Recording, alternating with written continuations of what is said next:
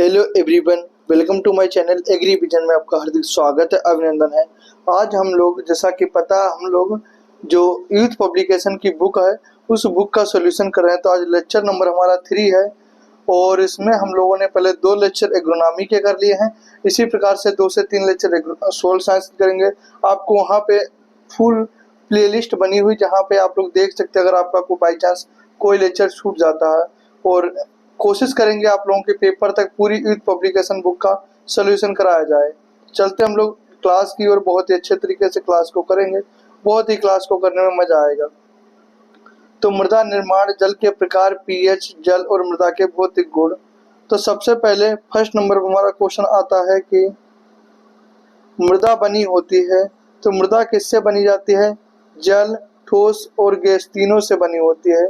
इसमें जल 25% होता है, कार्बनिक पदार्थ वायु 25%, खनिज पदार्थ 45% होता है।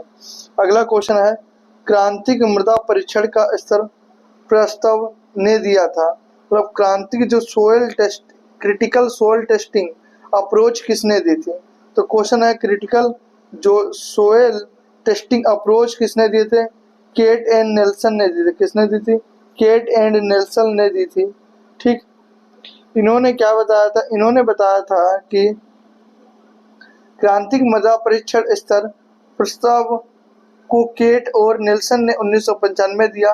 महत्वपूर्ण मृदा परीक्षण स्तर को मिट्टी निकालने योग्य पोषक तत्व सांद्रता के रूप में परिभाषित किया। उसके ऊपर अतिरिक्त पोषक तत्व की आर्थिक उपज और गुणवत्ता की संभावना नहीं है। क्वेश्चन नंबर 3 है हमारा, बहुत ही अच्छा क्वेश्चन 3, कि नहरों के आसपास वाली भूमियों में किस प्रकार से की जाती है? मतलब नहरों के आसपास वाली भूमियां निम्न में से किस प्रकार की हो जाती हैं? तो कोई आपसे पूछे, हमेशा सेलाइन लवड़ी हो जाती हैं, क्योंकि इसमें मैग्नीज सोडियम और मैग्नीशियम के क्या हो जाते हैं? लवण एकत्रित हो जाते हैं। कोई आपसे पूछे क्यों हो जाते हैं? सोडियम और मैग्नीशियम के लवण एकत्रित हो जाते हैं। बात करते हैं हम लोग नेक्स्ट क्वेश्चन की ओर। प्राथमिक और द्वितीयक मृदा कणों के विन्यास को क्या कहते हैं? तो याद रखना, primary and secondary soil particle is called. तो primary and secondary soil particle is called soil texture कहते हैं। क्या कहते हैं हम लोग? सोयल टेक्सचर कहते हैं। क्लियर हुई पहली बात? सोयल टेक्सचर क्या बोला कि the arrangement of primary and secondary soil particle is called soil texture. The arrangement of primary and secondary soil particle is called soil structure. प्राथमिक और द्वितीयक मृदा कणों के विन्यास को मृदा संरचना कहते हैं। बात करते हैं हम लोग क्वेश्चन नेक्स्ट की ओर चलेंगे। लाल मृदाएं कहाँ पाई जाती हैं? क्वेश्चन है, लाल मृदाएं कहाँ पाई जाते हैं? तो लाल मृदा जो पाई जाती हैं कहाँ पे पाई जाते हैं? तमिलनाडु के एरिया में पाई जाते हैं। कहाँ पे पाए जाते हैं? तमिलनाडु के एरिया में पाए जाते हैं। और यहीं पे आ जाता, अगर क्वेश्चन में जो पिछला क्वेश्चन था रिलेटिव प्रोपोर्शन आ जाता, तो क्या लगाते हैं? रिलेटिव प्रोपोर्शन याद रखना, सेंट्रल निकलेगा तो सोयल टेक्सचर मृदा कड़ाकार लगाते हैं। क्लियर हुई वाली बात? आगे चलते हम लोग।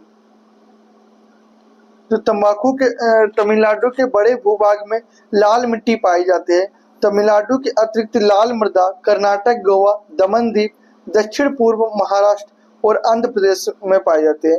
क्वेश्चन नंबर नेक्स्ट है, क्षारीय भूमियों को सुधारने के लिए किसका प्रयोग करते हैं? तो क्षारीय भूमियों को सुधारने के लिए हम लोग किसका प्रयोग करते हैं? जिप्सम का प्रयोग करते हैं। तो जिप्सम का सूत्र क्या होता है? CaSO4 2H2O, copper sulphate 2H2O होता है। बात करते हैं नेक्स्ट क्वेश्चन की ओर। तो अम्लीय भूमि को सुधारने के लिए किसका प्रयोग करते हैं? तो अम्लीय भूमि को सुधारने के लिए चूने का प्रयोग करते हैं। बात करते हैं हम लोग क्षारीय भूमि को सुधारने के लिए किसका प्रयोग करते हैं? कॉपर सल्फेट का प्रयोग करते हैं। ठीक, बात करते हैं हम लोग लवड़ी भूमि को सुधारने के लिए किसका प्रयोग करते हैं? तो पायराइड का प्रयोग करते हैं। क्लियर हुई ये वाली बात? क्लियर हुई ये वाली बात? आगे चलते हम लोग नेक्स्ट क्वेश्चन की ओर। नेक्स्ट क्वेश्चन क्या कहता है? जो पीट मृदा समानता निरूपित की जाती है। तो जो पीट मृदा होती है समानता किससे निरूपित की जाती है? आपसे अगर कोई पूछे तो आप क्वेश्चन का लेवल दे सकते हैं कि यूपीपीसीएस में आया हुआ है, काली भूरी अम्लीय मृदा। पीट मृदा जो निरूपित की जाती है किससे? काली भारी अम्लीय मृदा होती है। बात करते हैं हम लोग नेक्स्ट क्वेश्चन की ओर। इसके जिनका पीएच मान कितना होता है 3.9 इससे कम होता है, कोई आपसे पूछे, और इसमें कार्बनिक पदार्थ कितना होता है 10 से 40% होता है। आगे चलते हम लोग क्वेश्चन की ओर। बहुत ही अच्छी तरीके से हम लोग क्वेश्चन को कर रहे हैं। अगला है, पुरानी एल्यूवियल मृदा क्या कहलाते हैं? तो हमेशा बताया है एल्यूवियल मृदा दो प्रकार की होती है, एक होती है पुरानी एल्यूवियल मृदा, एक होती है न्यू एल्यूवियल मृदा। तो पुरानी जब भी पूछेगा तो हम लोग क्या बताएंगे, इसको बांगर बोलते हैं, और न्यू को हम लोग खादर बोलते हैं। क्लियर हुई वाली बात। अगर ओल्डर पूछता था तो हम लोग बांगर लगाते, अगर न्यू पूछते तो हम लोग खादर लगाते। क्लियर हुई। ओल्ड पूछा तो हम लोग बांगर, बांगे कौन था, ओल्डर लोग होते हैं। देखिए बात करते हैं हम लोग सही नेक्स्ट क्वेश्चन की ओर। निम्नलिखित में से सही क्वेश्चन कथन को बताना है। तो क्वार्टेज वर्गीकृत है टेक्सोसिलिकेट खनिज के रूप में, बिल्कुल सही बात। तो इसका राइट आंसर हो जाएगा हमारा पहला ऑप्शन ही हो जाएगा। क्या बताओगे आप लोग कि क्वार्टेज जो वर्गीकृत है क्या टेक्सोसिलिकेट खनिज के रूप में होता है, इसको टेक्सोसिलिकेट खनिज के रूप में होता है। बात करते हैं नेक्स्ट, अग्नेय चट्टानों का उदाहरण है। तो अग्नेय चट्टान जो होता है प्राथमिक चट्टानें होती हैं। तो हम लोग बात कर लेते हैं चट्टानों के बारे में ही। चट्टानों के बारे में बात करेंगे तो अग्नेय चट्टान का जो होता है, क्या बताओगे, अग्नेय चट्टान को है जो डायोराइट होता है। डायोराइट आप देख लीजिए, ऑप्शन भी बहुत तगड़े आए हैं कि बच्चा कंफ्यूज हो जाए, क्योंकि ग्रेनाइट बेसाल्ट हमेशा हर बच्चा याद करके जाता है। क्या याद करके, एक तो ग्रेनाइट याद करता है और या तो बेसाल्ट याद करता है, ठीक। लेकिन ऑप्शन दे दिया डायोराइट, तो इसीलिए सब एग्जांपल आपको याद होना चाहिए। क्या बताएं, granite, basalt, diorite, gabbro syenite, granodiorite, peridotite. Clear हुई ये वाली बात। कोई आपसे पूछे कि इग्नियस रॉक्स के जो होते हैं एग्जांपल कौन कौन से होते हैं, तो ग्रेनाइट, बेसाल्ट। अब जो एग्जामिनर हो गया, होशियार हो गया, वो ग्रेनाइट बेसाल्ट नहीं देता, क्या देगा, डायोराइट देगा, गेब्रो देगा, सिनाइट देगा, ग्रोनोडायोराइट देगा, पेरिडोटाइट होगा। क्लियर। अगर यहीं पे सेडिमेंट्री चट्टान, रूपांतरित चट्टान की बात करेंगे तो हम लोग शिस्ट देगा, निश देगा, क्वार्टेज संगमरमर नहीं देखता है, क्योंकि ये आम एग्जाम्पल हो गए। क्लियर हुई ये वाली बात। आगे चलते हम लोग क्वेश्चन की ओर। बहुत ही अच्छे तरीके से हम लोग क्वेश्चन को करेंगे, और क्वेश्चन बहुत ही अच्छे तरीके से हम लोग क्वेश्चन भी समझ में आएगा। अधिकांश जो मृदा होती हैं उनकी जो बल्क डेंसिटी कितनी होती है? आपसे कोई पूछे अधिकांश जो मृदा होती है उनकी बल्क डेंसिटी कितनी होती है, तो उनकी जो बल्क डेंसिटी होती है कितनी होती है, आपसे कोई पूछे तो आप बताओगे उनकी जो बल्क डेंसिटी होती है कितनी होती है?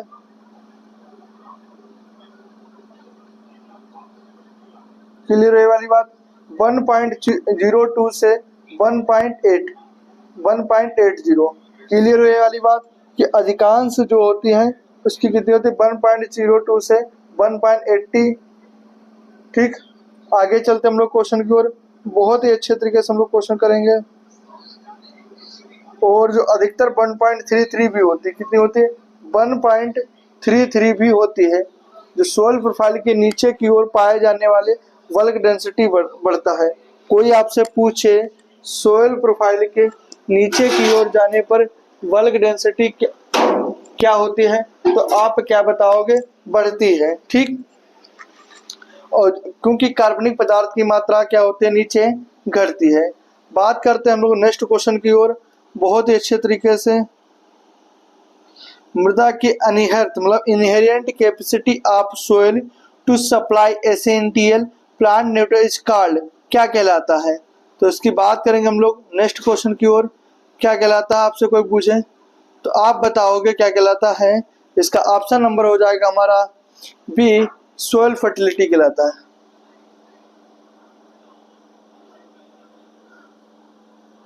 सोइल फर्टिलिटी कहलाता है। क्या कहलाता है? सोइल फर्टिलिटी कहलाता है। क्लियर हुई वाली बात में। तो आगे देखिए, हमने बोला कि मृदा की अनिहर्त क्षमता जो पौधों के लिए आवश्यक पोषक तत्व प्रदान करे। कोई आपसे पूछे जो सोयल की जो होता है कि क्षमता होती है जो पौधों के लिए आवश्यक पोषक तत्व प्रदान करना होता है, उससे सोयल फर्टिलिटी कहते हैं। और अनिहर क्षमता जो अधिकतम अनाज उत्पन्न करने की क्षमता होती है उसे क्या कहते हैं, सोयल प्रोडक्टिविटी कहते हैं। अगला क्वेश्चन है किस पीएच का मान पौधों के लिए सर्वाधिक होता है? तो option number C is the right option हो जाएगा। C is the right answer हो जाएगा। क्या बताओगे? 6.5 से 7.5 पीएच मान पर पौधों में सर्वाधिक वृद्धि होती है। ठीक, 6.5 पीएच मान से कम मृदा में क्या होते हैं, अम्लीय होते हैं। क्वेश्चन नंबर नेक्स्ट की ओर चलते हैं हम लोग। निम्न में से किस पदार्थ के पैतृक पदार्थ परिवहन ग्रेविटी द्वारा होता है? तो इसका राइट आंसर हो जाएगा हमारा, क्या होता है आपसे कोई पूछे तो केल्यूबियल होता है। क्या होता है? केल्यूबियल होता है।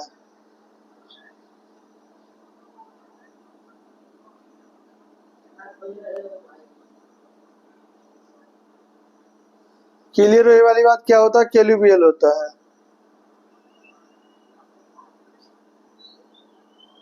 ठीक, आगे चलते हम लोग नेक्स्ट क्वेश्चन की ओर। अब हम लोग इसके बारे में थोड़ा सा डीपली पढ़ लें, क्योंकि डीपली हम लोगों को ज्यादा जानने की जरूरत है। ग्रेविटी जो होती है कि केल्यूबियल कोल्यूबियस होता, बर्फ ग्लाइकल होता, हवा एलियोम होता है, और झील सरोवर होती है, महासागर समुद्र होती है, समुद्र मेराइन। ठीक, बात करते हैं नेक्स्ट क्वेश्चन की ओर। 25 डिग्री सेल्टी पर लवड़ी मृदा की विद्युत चालकता क्या होती है? 25 डिग्री सेंटीग्रेड पर लवड़ी मतलब सेलाइन सोलर पर विद्युत चालकता कितनी होती है? आपसे कोई पूछे तो 25 डिग्री पर सेलाइन सोलर की बात करेंगे तो हम लोग तो 4 डीसीएम से क्या होती है, कम होती कि अधिक होती? अगर आपसे कोई पूछे तो क्या बताओगे रख के? 4 डीसीएम होते हैं। क्या 4 डीसीएम? ठीक, बी ऑप्शन हो जाएगा। ठीक, 4 डीसीएम से कितनी होती है? कम होती है।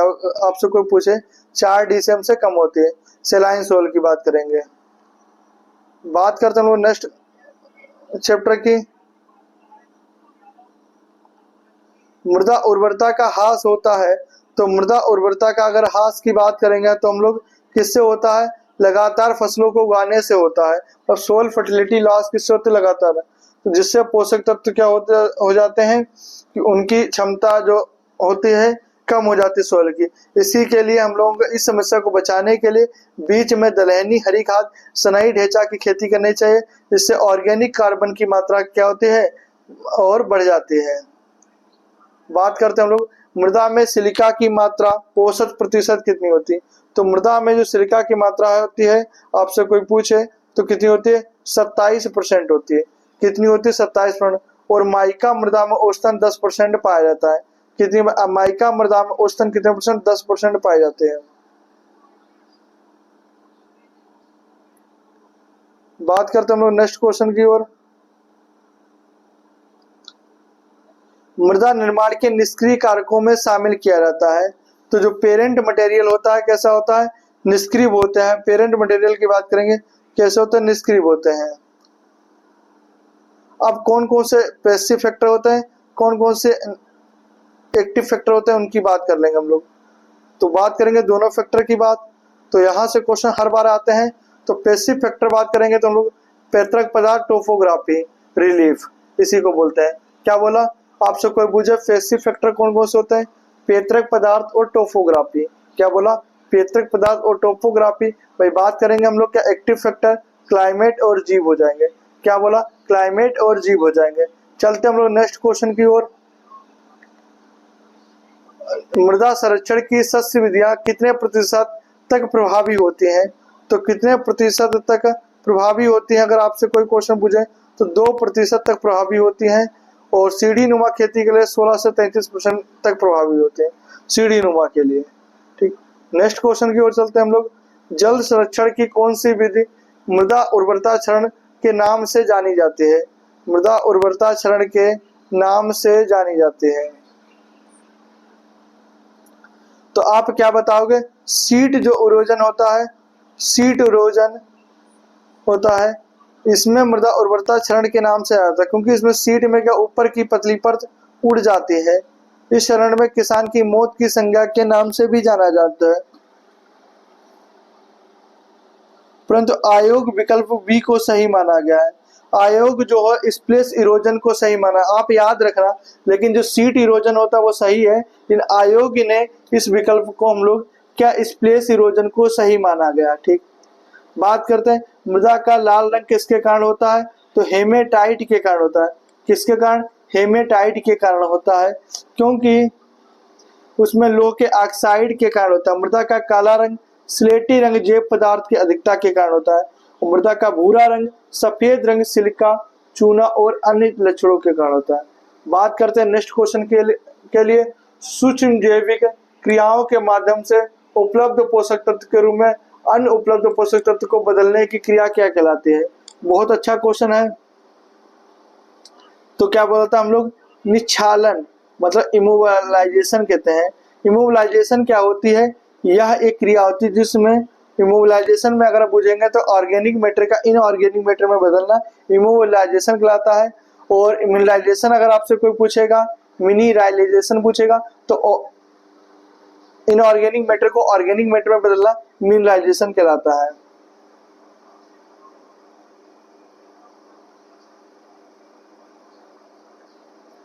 बात करते हैं हम लोग क्या, किस मृदा की धनायन विनिमय क्षमता आधारित CIC सर्वाधिक होती है। तो किसकी होती है अगर आपसे कोई पूछे, तो यहाँ से राइट आंसर आ जाएगा, किसकी होती है, चिकनी लोम की सर्वाधिक होती है। कितनी, ऑप्शन नंबर डी हो जाएगा, किसकी होती है, चिकनी लोम की होती है। चलते हम लोग नेक्स्ट क्वेश्चन की ओर।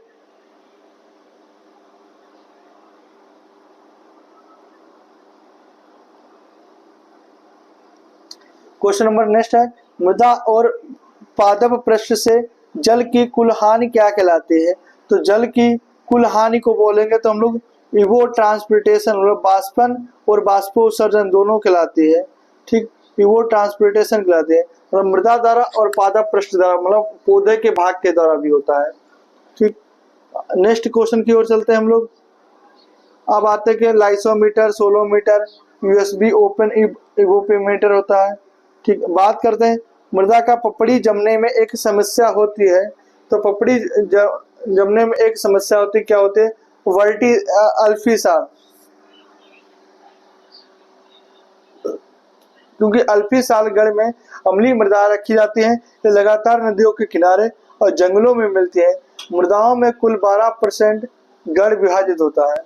बात करते हैं हम लोग नेक्स्ट, ड्री लो ऑफ रिलेटेड, मतलब ये जो लो था किससे रिलेटेड है। अब अगर आपसे कोई पूछे तो क्या बताओगे इसका क्वेश्चन,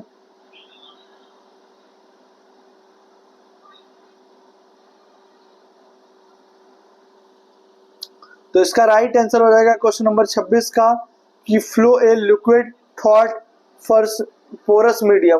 तो ड्रिक जो लो है किससे है, flow of liquid thought porous medium से होता है।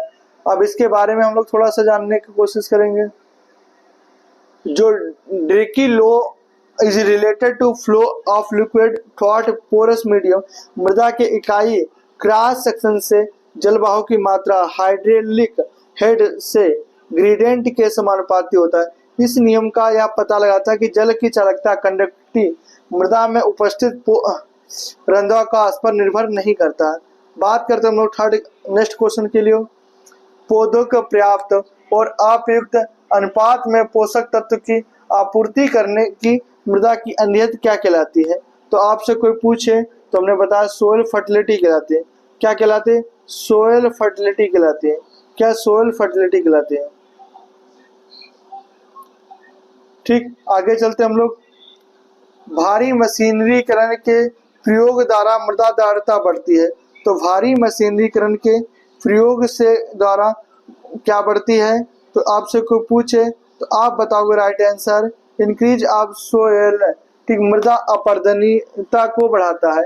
क्या बढ़ाता है, मृदा अपर्दनीयता को बढ़ाता है। क्वेश्चन नंबर नेक्स्ट, USLE क्या है, universal soil loss equation. Universal soil loss equation जो होती है समीकरण द्वारा प्रस्तावित की गई है। तो किसने प्रस्तावित किया USLE समीकरण की अगर बात करेंगे तो किसने है, तो बिच मेयर ने की है। किसने की थी अगर आपसे कोई पूछे तो आप क्या बता, बिच मेयर ने। क्या दिया था, यूनिवर्सल सोयल क्लासिफिकेशन किसने दी थी, बिच मेयर ने दी थी। ठीक, इसके बारे में थोड़ा सा और पढ़ेंगे हम लोग। तो ये क्या थी समीकरण, इसके बारे में पहले जानने की कोशिश करेंगे हम लोग। तो यूनिवर्सल सोयल लॉस इक्वेशन सार्वजनिक मृदा हाथ समीकरण यूएसए के डब्ल्यू एच विच मेयर और डीडी स्मिथ ने दिया था।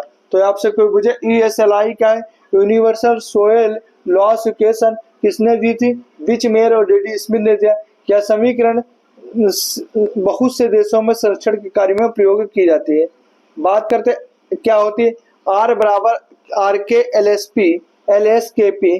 तो क्या क्या होता है इसके बारे में भी बहुत जानने की हम लोग कोशिश करेंगे।